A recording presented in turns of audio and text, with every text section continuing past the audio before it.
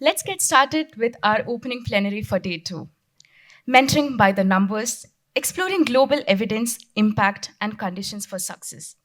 We'll explore global evidence that showcases the real impact of mentorship and what conditions contribute to its success. This plenary session will start with first 2 presentations and then a moderated discussion. I will introduce our presenters first. Our first presenter is now a familiar face, Dr. Mark Eddy, who is a professor of education psychology at the University of Texas. He is a prevention scientist who has designed and rigorously studied mentoring programs across a range of contexts in the US and Central America. He is also the editor of the upcoming handbook of professional youth mentoring, which also features a chapter on mentoring in India, authored by Mentor Together. Request you to come on the desk.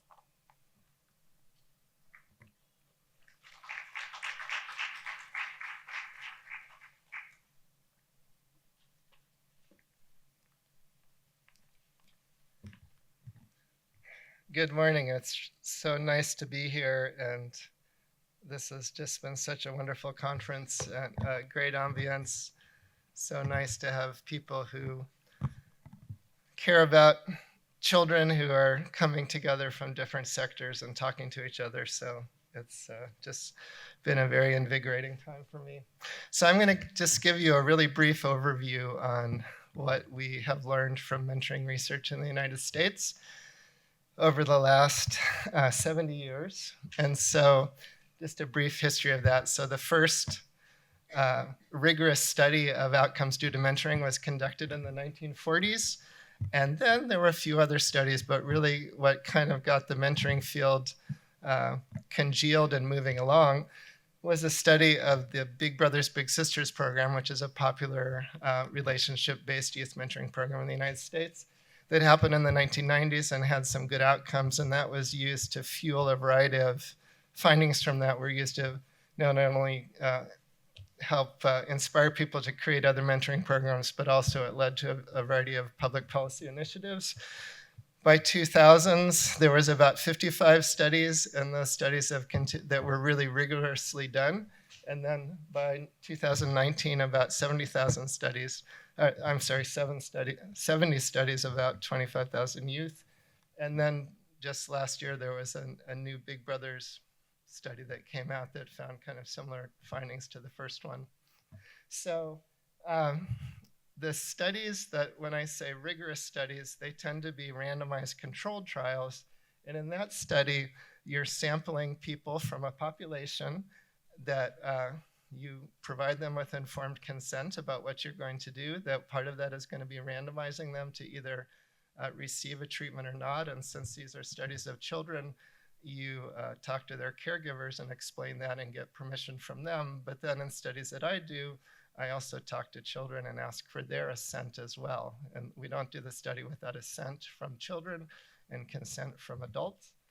And then the individuals are randomized to either get a mentor and be a part of a mentoring program or not. Sometimes there's a different kind of comparison group, but most of the results I mentioned today are contrasting a mentoring program versus no mentoring program and then looking at outcomes. So next slide.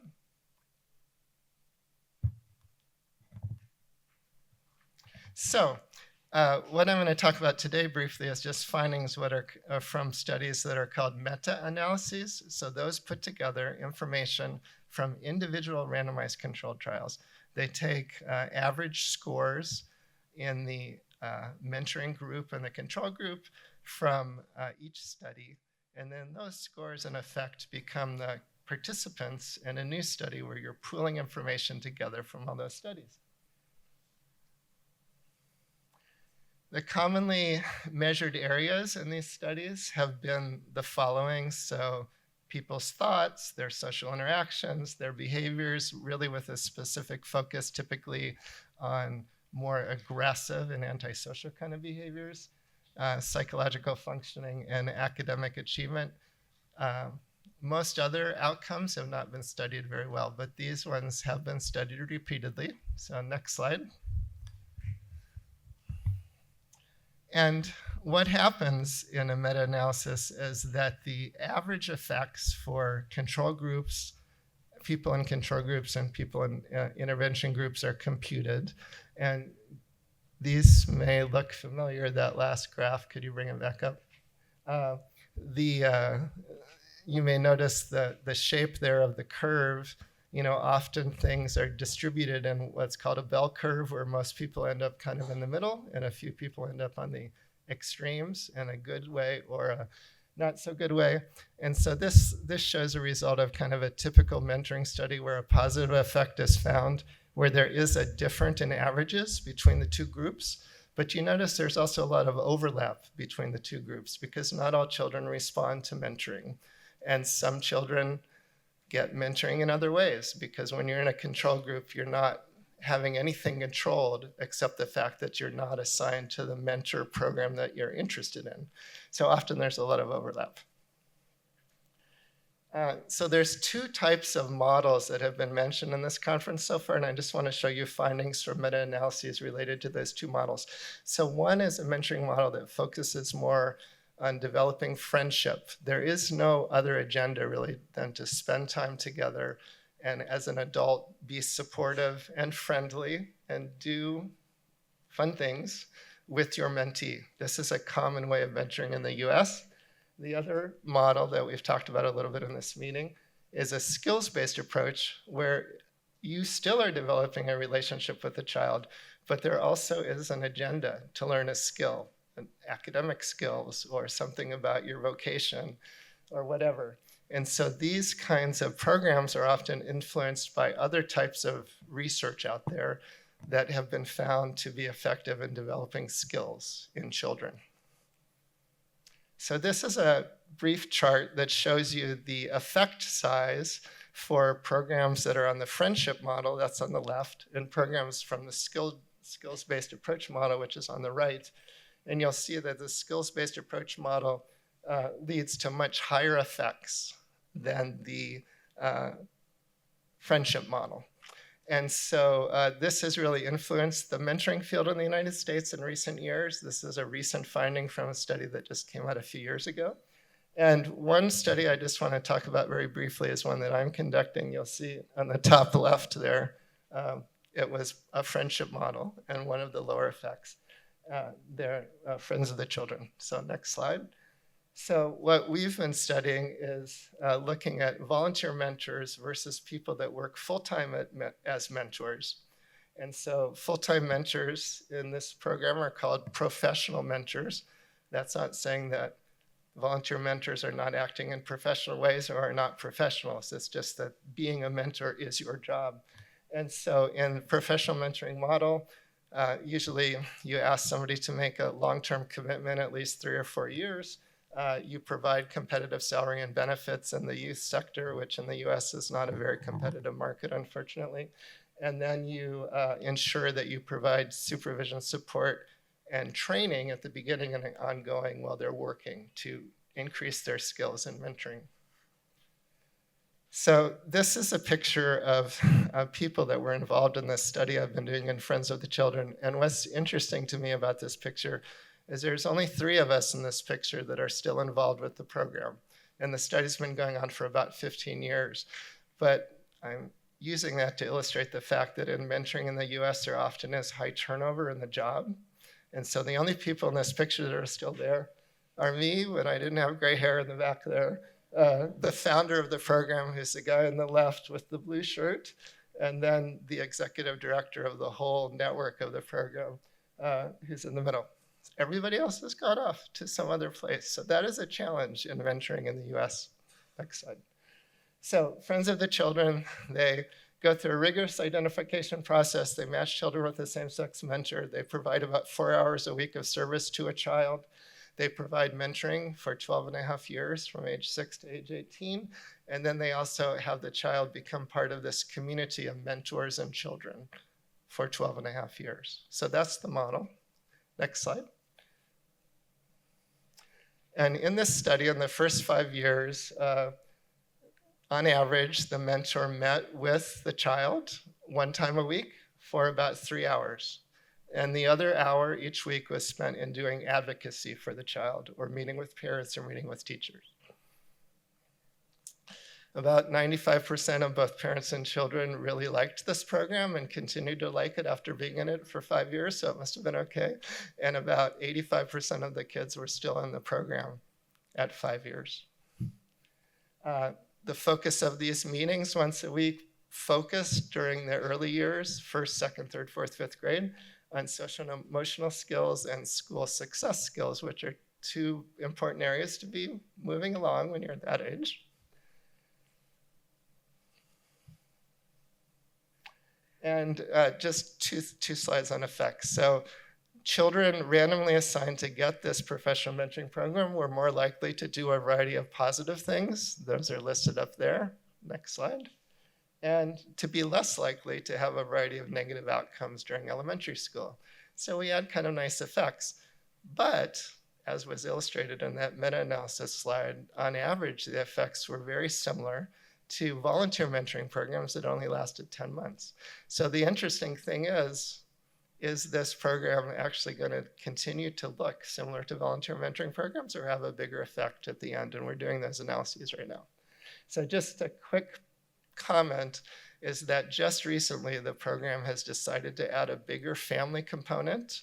And in the original meta-analysis by David Dubois, the effect size for adding family components to mentoring put friendship-based mentoring programs in the same effect level as the skill-based programs. So that's a really important thing to note. And this finding from that study is often ignored. Next slide. And I just wanted to comment that the only other program in the world I found that is like this is one in Finland. And it's actually based in schools, focused on sports, and they like their hockey in Finland. Next slide. And this is me meeting with the principal of a school. In this school, the sports club for the school is given a room in the school. And then these two guys on the right are coaches that have been with this program for 14 years. So they've already seen a whole cohort of kids from age 6 until the end of high school, playing hockey. And the coaches are there all day, and then they offer an after-school program. So it's very much embedded in the school community. Next slide. And just a final note is that another way to impact the effects of friendship-based mentoring is to use best practices that have been found not only from clinical wisdom, but also research wisdom. And online, you can grab this book for free from a website called Mentor, and they have a new manual coming out soon, their 5th edition, but this 4th edition is really good as well. So I would highly recommend looking through this and getting some ideas about what those are in the context of US research. So thank you very much.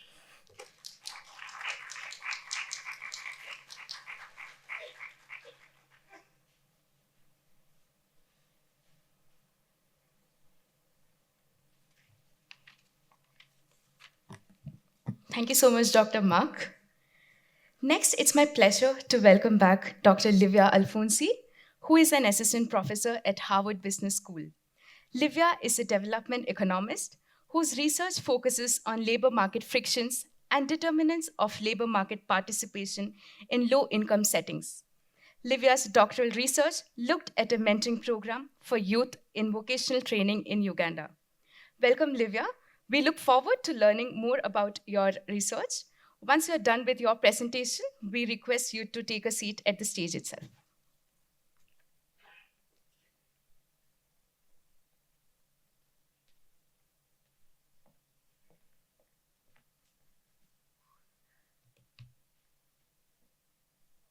All right. Good morning, everyone. It's great to be back for day 2, more energized than ever before. Thanks, Mark, for setting the stage with quite a lot of evidence from the US. I will be talking about one study specific. I will sort of dive deeper into what I spent the best part of my last few years working on during my PhD. This is a project titled Meet Your Future. experimental evidence on the labor market effects of mentors. And it's a joint project with Mary at BRAC Uganda and Sarah, who's now actually at Warwick, just recently moved. Okay, slide please. So the project started from the challenge that's right there on the slide. It's pretty clear. The numbers are astonishing. In Africa, there are 430 million young adults, yet a third of them is unemployed, a third of them is underemployed, as per African Development Bank data from 2018. Now, I don't need to tell this room that having a job and finding employment is important for individual well-being, but also for just a kind of a more broadly societal economic growth and development. Now, the main policy response so far has been to invest in skill development programs. So lots of, again, money and funds have gone both from the government and the private sector into upskilling the youth. And in a different research, I do show that these programs are effective at generating productive human capital. So kind of in teaching, not all of them, but they can be effective. However, their placement rates are generally pretty low, all right? Slide, please. So other experimental research, I would say recent experimental research has showed that lack of information plays a pretty crucial role in explaining why, after having upskilled the youth, we still don't see as much of that successful transition that we would want. And so we find evidence of the fact that, and this is true actually, the research I'm citing here is both from, now you can hear me better. Both from the sub-Saharan context, but also India, we find evidence of the fact that job seekers have a pretty poor knowledge of the job search process, how to go about it, where to look for a job, how much time and money am I supposed to spend on it, how much to save in advance. And we also find evidence on, for educated job seekers, of what we call overly optimistic beliefs about their career prospect. And this has been proven to prolong exit from unemployment and kind of hinder labor market transitions. Next slide, please. So far, what I call standard and non-personalized information treatments have proved ineffective for most and even backfired. The study that I cite here is actually a study in India that basically shows that sort of providing information early on in a vocational training to students actually led to pretty large dropout rates. And so the question that kind of came out of here for me was, how can we provide tailored and credible information to young job seekers without leading to this discouragement effect? And this is how, slide please, this is how Meet Your Future started. So with the idea of sort of providing this tailored, relevant, credible, and low-cost information. And the way we did that was exactly through a mentoring program. So we connected soon-to-be graduates of vocational training institutes to experienced workers in urban Uganda. We ran an experiment. So thanks, Mark, for I think the figure from before was hopefully pretty clear. But basically, we had 2 levels of randomization. We randomized students into either being part of the Meet Your Future program or not. So kind of they kept going on about their life as they would have if we sort of were around. And then if they were in the Meet Your Future program, we randomly assigned them to one of the mentors that we had available. And then we tracked them for over 3 years throughout their schooling, and then 1 year after they graduated into the labor market through several survey rounds. We tracked both the students and the mentors. And additionally, one thing that we did was we recorded their interaction, the mentor and mentees interaction, in particular, their first mentoring session. And so we're able to sort of at least partially open the black box of, okay, what is it that they're talking about during these conversations? What is it that the students are hearing or asking about? And what is it that the mentors are telling them? Little bit of context. So this happened in Uganda. As I said, urban labor markets. We worked with 5 vocational training institutes and a total of 1,100 students. They're 20 years old on average. They are pretty highly educated for the local context. And so 100 and, I guess I'll say it in the next slide. So 1,100 students and 158 mentors. Who are the mentors? The mentors are 25 years old on average, so also pretty young themselves, and they're successful. They're alumni of the same schools. I think we can skip this, but I will just say that very quickly. Well, I guess I'll say that every student was provided with one mentor, and every mentor was provided with four students to mentor one-on-one. The mentorship was initially light touch, so they sort of were mandated, or the number of mentorship sessions that were supposed to happen was only 3. I will probably, hopefully, get more time to talk about this later, but it turns out that 66% of the mentor-mentee pairs actually kept engaging even after the sort of program was over. So this is a sort of representing the study design. The 1,112 students were randomly divided into a treatment group or a control group. And if you were assigned to a treatment group, then you were randomly assigned to one of 158 mentors, provided that they were workers in your sector of training. And the whole idea of a randomization, exactly as Mark mentioned earlier, is just to kind of have 2 groups that are they're perfectly comparable, minus, of course, the difference in your program. So what do we find here? I sort of summarize all the findings in one slide. So it's going to be tight, but I'll read through it. As I mentioned earlier, we follow them up to a year, but we have data both at 3 months after graduating and then 1 year after graduating. And the program happened around the graduation time. So the 3 months, we think of it as short run. We see that mentor students they work more while they're earning the same, in the sense of their hourly wage is the same. They're not working in jobs that are paid more, but they're working more, as in they're more likely to be working, and they're working more hours, as in they're more likely to basically be employed. Here I say they're 27% less likely to be out of the labor force, which means that they're both either more likely to be working, or you can also interpret it as less likely to basically be dropouts. Okay, so they're either working or still looking for jobs, but they are in the labor force. Sorry, if you can go back one slide. They're also 15% more likely to work in the sector in which they received 2 years of training. So if you studied for 2 years to be a hairdresser, you're 15% more likely to be working, in fact, in that sector. There are no differences in earnings early on, but these initial jobs are more stable, so they last longer. 1 year down the line, when we follow them, again, we see that these initial jobs have basically placed them on what we think of as steeper career ladder. So in fact, they're more likely to be promoted into the job and be retained in the company, or do a job-to-job transition instead of a job-to-unemployment transition. And so 1 year down the line, they're earning significantly more than the students that were not mentored. And then I think I'm almost running out of time, so I'm going to go quickly on this. So we have data from these conversations that we transcribed. I'm not asking you to read this. I just wanted to show you that we transcribed the conversation. We can move on. And we're able to basically, for every sort of sentence in the conversation, classify it into one of 4 categories of support, sort of broad categories of support, which we pre-specified before starting the study. This category being, we basically think of them as pure information about how the labor market works out there. And so I could tell you things like, this is the average wage, this is the average time that it takes people to find a job, this is the number of interviews that people go through on average, yada, yada, yada. So that's what I think of as information. Search tips, so more practical, here's how you write your CV, here's how you dress at an interview.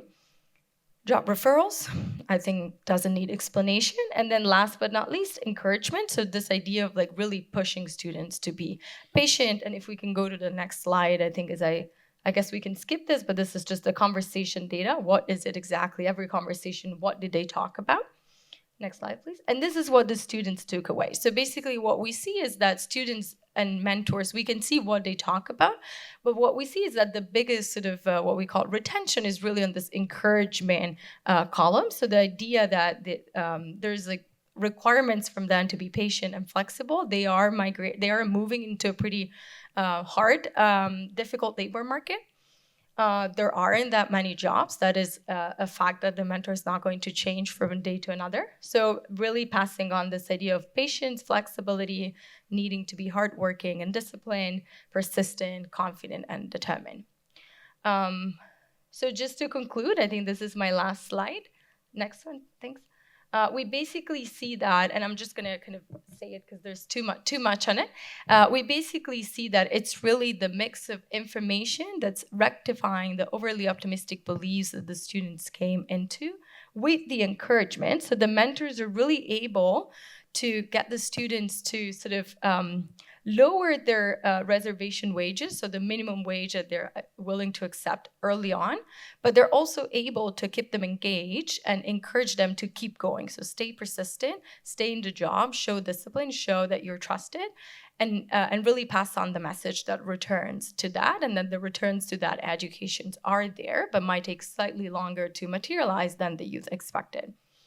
We don't see in this population, we don't see effects coming from neither job referrals. So there's some students that do get job referrals, but they're not driving the effects that I showed you earlier on earnings and employment.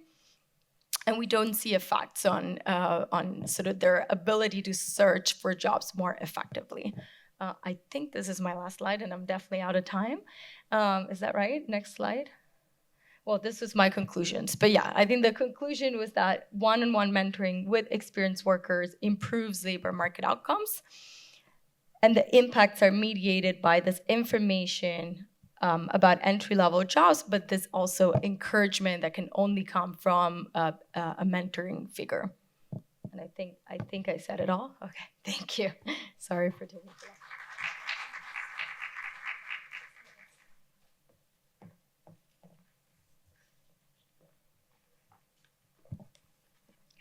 Thank you so much, Livia, for your insights.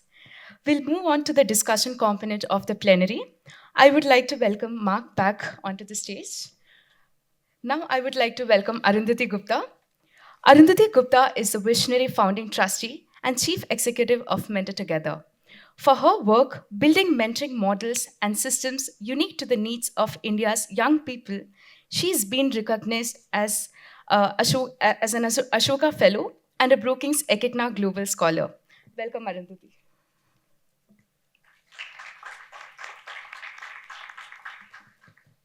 And finally, please join me in welcoming our host for this session, Bharat Vishweshwaraya, who is Executive Director of the British Asian Trust India. Bharat has over 20 years of experience in development and management consulting across organizations like the Antara Foundation, McKinsey & Company. Most recently, he was running a startup he founded to increase the employability of students and recent graduates. Welcome, Bharat.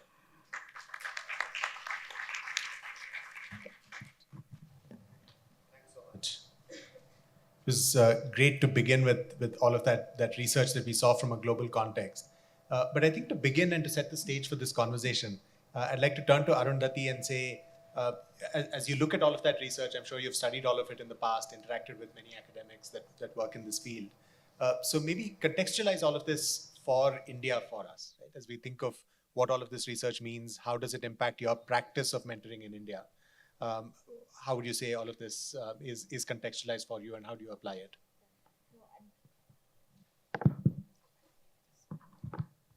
No, I was just telling Livia and Mark that those were just incredible presentations, right? To just see hard data and so clearly well-designed studies and ways of and pathways, and these have been papers that have very much influenced the work that we do and the way we understand mentoring. I'd like to talk about two things. One, about the models itself, like something that Mark spoke about, how we're thinking about the design of mentoring and the measurement of mentoring. And second, I'd like to speak a little bit about this process of doing rigorous evaluations itself, right? Because I think they're both relevant. The first one relates to more your practice of mentoring, and the second one relates to possibly our ecosystem of mentoring. I think that in terms of the first part, building on what Mark said about those two models of mentoring, where there is a relational component to mentoring and then a goals-focused component to mentoring, what we have seen in our experience in the last 15 years is it's a continuum, so you could make a choice, like Mark said, about I will only pick one or the other. Most often it's a continuum where you are picking a little bit of a relationship building and then looking at skills.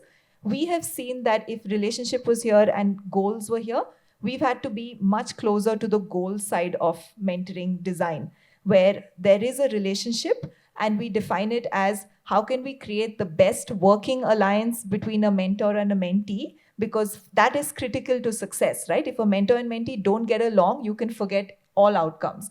And that's the main mechanism, I would say, of mentoring impact first. So how can we create the quickest working alliance between a mentor and mentee where there is mutual trust, rapport, and some level of familiarity, and then move them quickly into the instrumental side, which is a lot more goals and skills focused, where for us, it has been at the younger ages. So we've had two programs that we've built, and the one which has been for high school students between grades 13 to 15. And there we did one randomized control trial of it over 2015 to 2018 with the Center for Budget and Policy Studies, Nivedita, who was here yesterday. And what we found in that was that we had large effects, so closer to what we saw on the skills-based model, for young people who were mentored compared to young people who were not mentored. The largest effects we saw were on their parent and peer relationships. And these were high schoolers, and essentially we found that mentoring helped arrest the decline in parent and peer relationships over adolescence, which essentially makes sense because all of us it's a pretty challenging period, and we found that mentorship, youth who were mentored had a less sharper decline than youth who were not mentored. The second level of effects that we saw, which were medium effects, were around social and emotional well-being. And then we saw some very small effects on marks and attendance, but we were not able to theorize very well what was the pathway of what was happening for marks and attendance, because we were not talking about them directly. So I would say that in the school program that we've done, we have seen that, and this was very strict, this was done through a rigorous curriculum. So if you go onto the Mentor Together website and look at resources, you'll actually see the curriculum that was used by mentors and mentees for this study. It's a life skills toolkit with over 80 activities, and we've put this out so that anyone can use it. But that was the curriculum that led to this. So I think so I would say the mentoring programs in India have had to veer towards much more being instrumental. And I think that's possibly the necessity of just the environment we're in. I think it'd be very hard to get funding for programs that say just a friendship model, because it would be very hard to say what are you doing through that. I feel like my answer has taken too long, so I feel like the second question maybe I'll answer later. No, thanks for that, Arundhati. I think fascinating, and I suppose in any case the effects of a friendship-based model were lower in the research that Mark talked about anyway. So it's probably going to be less relevant. But I'm just curious, maybe for quick thoughts from all three of you on just what you see as the biggest gaps in the research at the moment. Maybe ideally from an Indian context, but I think even from a global context would be really helpful on what we see as the biggest unknowns, what is not known at this point. Livia, maybe I can start with you. Sure. So I guess I can maybe divide the gaps in three. I think mostly about the global south, but I would say some of them are still gaps, and Mark can correct me, in the research in the US as well. So the first one is research on labor markets and labor market outcomes. Mark said it, there isn't as much of it in the US, and my study looks at it, but it's one context and it's up to 1 year. So long-term effects on labor market outcomes, it's not there. The second one, I would say subgroup analysis. I think there is a lot of it that's been done, but not as much experimentally, which is harder to do because, of course, you do need, by design, large samples in order to be able to answer the question of not only, when I say subgroup, I'm not only thinking about I think about youth. So what kinds of youth, like what characteristics of the youth determine whether the mentorship is successful, but also what characteristics of the pair, of the mentor-mentee. I think we have a lot of anecdotal evidence and a lot of knowledge from the ground, but I think research-wise, we haven't nailed it yet. And then the last one, I would say, and this is, I mentioned it yesterday, I think more research on the mentor side. What are mentors gaining? Like what are the effects of being a mentor on mentors? I think there's also some scope for more to be added there. Yes. Excellent. Thanks so much, Livia. And especially that last point is a fascinating one, maybe in terms of building the business case as well for mentorship programs. Mark, maybe I could turn to you next.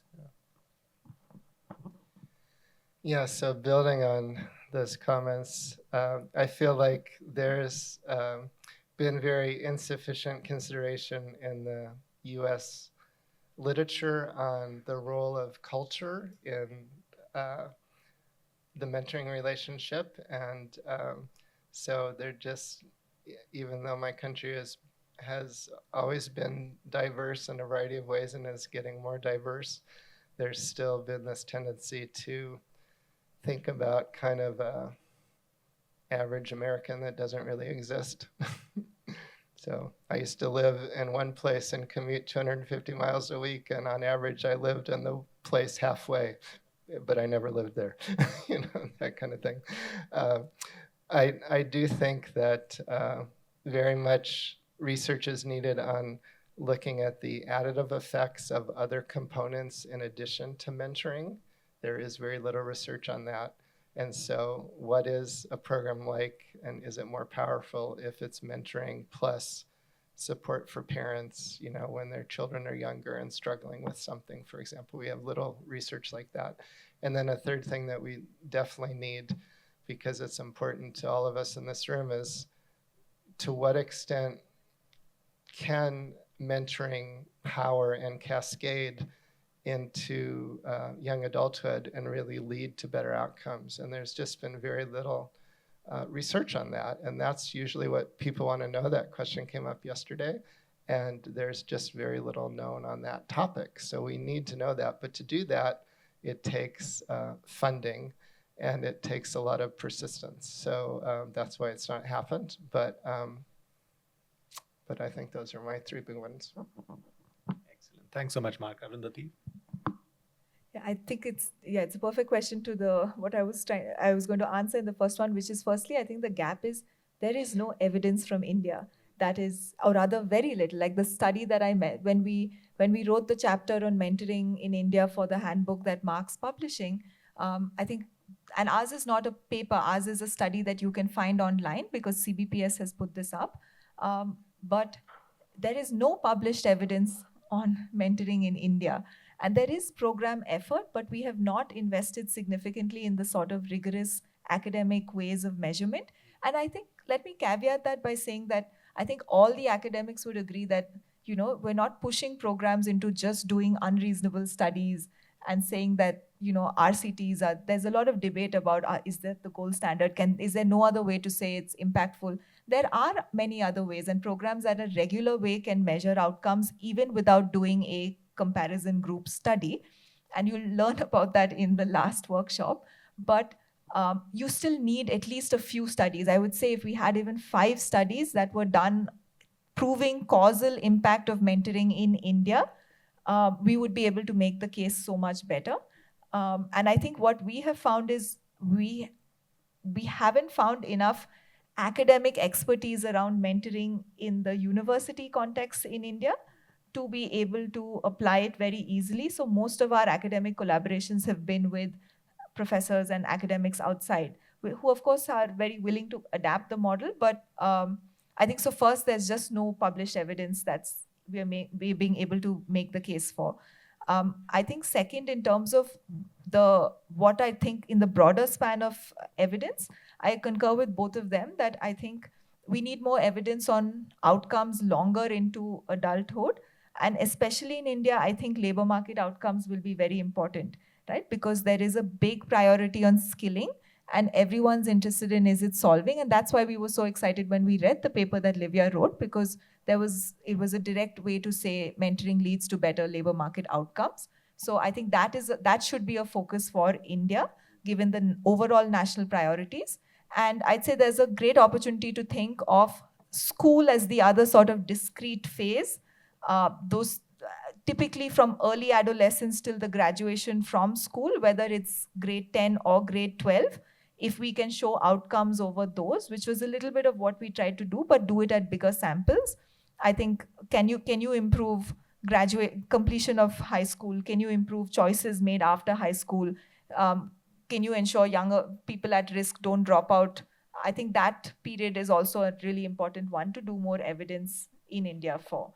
And lastly, I think in the broader global context, we don't know enough about what is the pathway of mentoring to work. There needs to be, so like Livia said, right, that why mentoring worked in this case was that largely it was the encouragement that was valued, and it was the information about labor markets that were valued, right? The mentor didn't have to do a lot of like finding jobs necessarily. And actually that's very important to know, right? Because when you're designing a program, you could do so many different things and you don't know if what is going to work. So we need to be able to say better what is the program doing correctly that's leading to outcomes, which may mean some sense of knowing what are the conversations happening. So you may need to go deeper into understanding the kinds of conversations happening in mentoring, which was done in this case. So I'd say all of these are gaps that I think some we should address for India specifically, some we should address as a broader community of practitioners and academics. No, very helpful. Thanks for that, Arundhati. And I would also imagine that sort of lack of evidence puts an extra burden on you as one of the leading players in the space. Even for conversations with funders, for example, I'd imagine that it's something where you have to sort of prove the value of what you're doing in as rigorous a way as possible, without necessarily having the academic base to support it in some ways. But no, that's very helpful and certainly a gap that ought to be plugged. But then maybe building on that, Arundhati, if I could ask you for your advice to organizations that are looking to implement a program, right? In the absence of some of this evidence, what should they be looking at? I mean, is there enough sort of just evidence in action, as it were, that exists where people can say, look, here are 3-4 things that we know broadly work. And we might experiment with a couple of other things because we are curious if they will work. But at least here's a strong enough base on which we can begin. What thoughts would you have for someone doing that? And you're saying, you're asking the question, Bharat, of how can they understand the broader evidence or how can they measure their own evidence? I think just how can they think about what they should be doing to put their own program together, right? How do they design their program essentially? Got it. Yes. And I think I would say that there are 3 things you can do as a program. And I really sound like a marketing salesperson, but you will learn more about how to do it in that session but let me give you the pitch for those. You should be measuring relationship quality. You should be measuring intermediate outcomes. And then you should be measuring long-term impact. What are the 3? Relationship quality, you need to know a little bit about what is happening in the context of the mentoring. Are the mentors and mentees having that strong working alliance? Is there familiarity, trust, rapport? Do they have a healthy relationship? And you'd be surprised, whenever we've collected it, we've gotten great feedback, even from younger mentees. They're not afraid to tell you if they don't like their mentor, if they don't enjoy, they tell you if the mentor is prescriptive. This is young, so you will get feedback. And there are great tools to measure the quality of the relationship, very good standardized tools that groups like the National Mentoring Resource Center in the US has published. Most often, when we look at those tools, we just look at them and do a sniff test. Does it make sense? Will young people understand it? And we take the liberty of adapting it to our context, translating it, all of that, right? So measure relationship quality at the minimum, because then you will be able to say that young people in our program feel this much percentage of satisfaction. The mentoring relationships rank highly on these parameters, so you can do all of that. The second thing you can do is measure outcomes in non-causal ways, right? A causal way is where you have to have a control group. That is where you can, at least to the extent statistics allows you to say that this impact is because of me and not something else that happened in the lives of young people. So, forming these sort of control groups can be difficult in programs. There are ways of doing it, which again, you should have a conversation with Mark, Livia, and Dvitya if you're interested in doing that. But even without that, you can measure non-causal effect sizes, right? Meaning pick the theory. Hopefully, if you sat in for the theory of change workshop yesterday, decide what is your theory of change, what is your program trying to change in mentoring. Pick a couple of tools that will allow you to save, standardized tools preferably, so that you're not having to say that you constructed a survey, which is another point that sometimes at least for outcomes, it's harder to make the case. Someone will say, well, you just made the survey to fit your purpose. So try to find some standardized measures of outcome measurement for whatever is it self-efficacy, is it work readiness? Typically, those are things we measure: work readiness, self-efficacy, the strength of career networks, social and emotional well-being. And you can still do a pre and post, and we calculate something called effect size using Cohen's d, which is a very, very simple calculation. And when we translate it to a percentage of young people who moved pre and post program, so you can do non-causal impact, and that you should do at the minimum, And I would say that for all the funders, you have seen that support Mentor Together, the BT Group, the LinkedIn, Amazon, and others, we have been able to show them those numbers, and those have been things that they've appreciated. So it's not that funders in India, perhaps understanding, are not pushing for only causal impact as the outcome. And perhaps I would say then within, say, 5 or 6 years of your program, if you've established the way it runs and you've measured intermediate outcomes through these non-causal ways and you're seeing good movements, I think it's worthwhile to then invest in, probably, if you can do a causal study. And that's the stage we're in with Mentor to Go right now, because we've done about 5 or 6 years of it. With the school program we waited about 5 or 6 years, and then we did an RCT on that. We're at that stage with Mentor to Go right now to probably invest in a causal study as well. Fantastic. Thanks so much, Arundhati. A lot of really helpful advice there for people to think through. I want to get the audience involved and take a few questions as well. But before I do that, maybe just to switch tracks a little bit and think about policy implications from all of this evidence, right? So how should a policymaker think about mentorship programs, and what do we know based on this evidence about how policy makers should be thinking? Mark, maybe if I could begin with you. Yeah, so my thought about that question is that I think there would be great advantage in the policymaker sector and the funder sector to help people in India who are interested in mentoring to develop a common language about mentoring and how to talk about mentoring and how to understand each other when they're talking about mentoring. And I think in the United States, we've been late to the party on this one. And what has been developing over the past few years are registers. So a place that you can go on the web and you can see, okay, here's the variety of mentoring programs that exist in India. And so you can go up there and see what's out there. Oh, I should call that person or email them and find out more about their program. Research study register, where you can go up and say, oh, is somebody actually doing a study on one of these things? It's easy to make a website like that and just put it up there. And if somebody maintained it at a minimal cost, it would be a place to go. A third thing would be a measures register. So if there are measures that are found to be helpful in a project in India, put it up there. And in the United States, things like measures often get caught up in intellectual property and stuff like that. So whenever I'm working on studies, I make sure to have agreements on the table that whatever we produce is going to come out and be accessible and no charge, so that programs are able to move forward and not get stuck in having to pay, because that paywall can influence things. And then finally, once there are some studies, having a de-identified data register where you could go and look at a data set that already exists. And these have been emerging in the United States in the last 3 decades. But those 4 things would be quite helpful. And then finally, I do think that anybody who's interested in moving the mentoring sector forward in India should consider encouraging mentoring groups to conduct a variety of different kinds of evaluations and incentivize at least some more rigorous studies that are either randomized controlled trials or some other type of study that does, uses statistics to try to mimic randomization. And like you mentioned, if there's a few of those, it would be better than none of those. And so I do think it is through incentivizing that it could be helpful. And on top of that, I think funders rewarding innovative tries, different kinds of mentoring programs that haven't been tried yet, because the more diversity of programs that are out there and the more information that's coming around diversity, the better.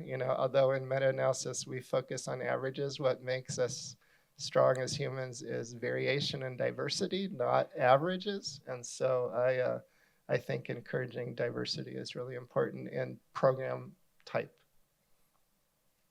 Fantastic. Thanks so much, Mark. Livia, maybe I could turn to you next. Just on that same question about just advice for policymakers. I think I want to maybe highlight a couple of things that we have learned that policymakers can keep in mind. And one being that online mentoring seems to be working. I think that's something, I don't know if we have said that, but as I went into my project, I wasn't sure of that. Online mentoring is cheaper than in-person mentoring, and it's, I would argue, cheaper than many other programs that policymakers could consider investing in. My program had to become online sort of suddenly because COVID hit, so it wasn't, again, part of the, and as I did that transition, there was a lot of skepticism, including from the institutes I was working with and the equivalent of the, let's say, the education ministry. So taking stock of small things that we have learned that are not that small, and so they can kind of ultimately hit the bottom line and the costs of this programs. I think, again, the challenge here is that, and we mentioned it yesterday in the panel for when we're talking about policymakers do think about how to allocate fixed budgets. And so having the research that can be used to then advocate for mentoring versus, I think it's also in the interest of policymakers. So my appeal is to fund research to then figure out where really sort of public money can go to have the highest returns. And I do think mentoring has a pretty high chance to be out there in the list because it's, again, relatively speaking, a pretty a cheaper intervention than some of the upskilling programs I was mentioning earlier. Fabulous, really helpful. I know we're almost out of time now. So do we have time for audience questions at all?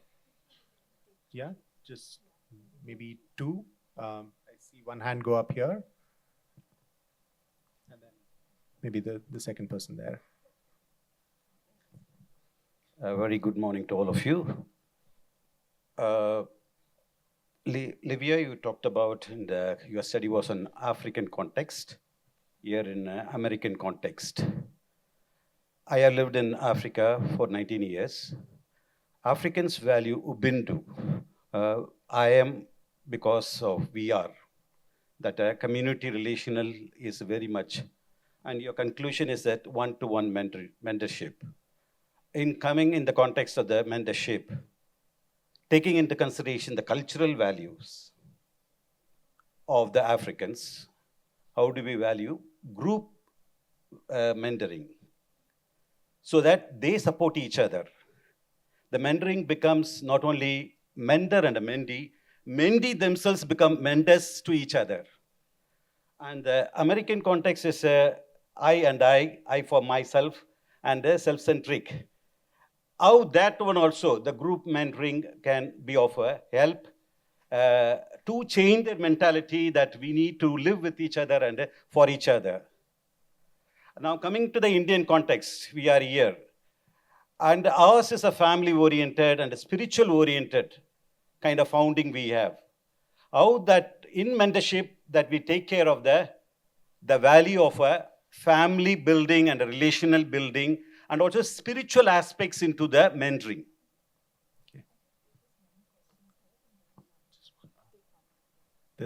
I'll probably just use my privileges as a moderator at this point to just limit this to just one more question. I think I saw the lady there's hand go up. So if you could just take her question and then we'll just have the panel respond. Hi, I'm Sumitra. I'm an independent art historian. My question is both to Mark and Livia, actually. Mark, thank you for making it more clear what the statistics on mentorship stand at. I'd like to know the racial profile of students, if at all. Is that something that your study looked into? Because culturally significantly, mixed race in the US is not looked at as as you just said, a regular American. Maybe I'm not being too clear. What I'm asking is the racial profile of the students versus mentors. Livia, for you, I wanted to know what kind of urban background or semi-urban background the students come from. So for me, those two are a little important. I hope I'm being clear. Thank you so much. Yeah, I think that was clear. And apologies for others that have questions. Hopefully, there'll be opportunities across the rest of the day. But I know there was a lot packed in there. So maybe, Mark, I can begin with you. Maybe something about group mentoring and something about the racial profile. And then, Livia, maybe I can turn to you and then to Arundhati. So I think the question is whether the mentor and the mentee are of the same race or not. Is that the question? Yeah. So there has been some research on that, including some that I've done. And surprisingly, with the research team that we had, we hypothesized that there might be bigger impacts when there was same race matching. We haven't found that in this professional mentoring program. But that said, most of the children in the study I was talking about are matched by race because in the United States there's segregation by neighborhood, by race in many places, and in the communities, urban areas that we're working, that's true. And most of the mentors are hired from the community, and so therefore most are the same race because of systemic racism in the United States in terms of where people live. But I think that question is a very important one, just as the point was made about faith, values, sharing ideas about family and group and all that stuff. And all of that needs to be on the table, which is what my point about how we got to do more research on culture and its relation to mentoring is important in the US or any other place. So I think it's a great question. Thanks so much, Mark. Livia? Yeah, thanks for the question. So when I said urban labor markets, what I meant is that the students are studying in a city. So the institutes are in one of 3 big cities in central and eastern Uganda, and they are trying to find jobs in those cities. This does not mean that all the students came from an urban background. So we do see, we do run subgroups analysis. It is suggestive evidence, but while we don't find necessarily a difference in impact from whether you come from urban, semi-urban, or rural, what we do find is what is a predictor of success is whether your network before you started the mentoring was a strong network or not. And so if you didn't have as much of a strong network, as in you had people in your network that are employed, making money in the sectors, that are educated, then that is a predictor for you being someone who's going to be gaining more from the mentorship program. And that was correlated, as you can imagine, from whether you were raised in an urban setting, but not necessarily. Fantastic. Arundhati? Very quickly, I think that all of those contexts are relevant. I think what we've seen in the design is that you shouldn't have any broader idea of this is what mentoring, like you have to consider, you have to make it a collectivist program just because it's a collectivist culture. It really depends on what you're trying to solve with mentoring. And that is the goals-focused approach, right? So when we've sometimes worked with young people in institutions of care, we have taken more group approaches as well. When we've sometimes worked, like Livia said, maybe with a very specific goal that they need some advice, right? Then an individual mentor is great because you need some targeted advice and they're getting personalized attention, which is more valuable. So I think all of what you said is relevant. I would just advise programs to think at the start of whenever they're designing whoever their young person is, to think very closely of the outcomes you want to drive through mentoring, and then think of all the other considerations so that it's no one size for every type of program.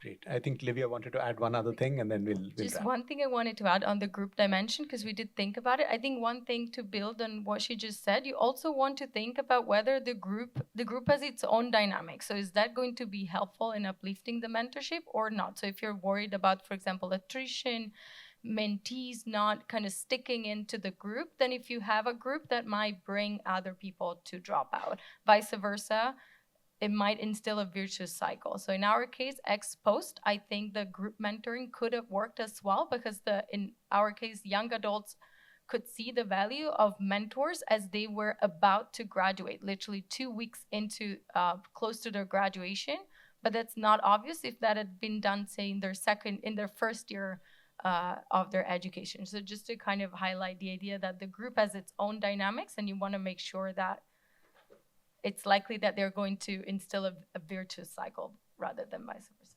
Yeah. Thank you. Sure. One final comment from Mark, and then we'll wrap. I just wanted to say that although I presented average data with the meta-analyses, which kind of focuses on does mentoring work, that, in my opinion, is not the right question to ask. The question is, I think, does a mentoring program work for a given individual within a given culture and community, delivered by a given person with a desire to have a given outcome? And so it's a more complicated question that we really need to be asking than does something work, because we're all different. We're all in different cultures. We respond to things differently. Life is complicated. It's not just an average effect. Brilliant. No, such a rich discussion that we've had on this panel. I'd really like to thank everyone on the panel. This has been absolutely brilliant, both from a research perspective and the practitioners one. So thanks so much. And I think it'll set the day up just perfectly. Brilliant. Thank you.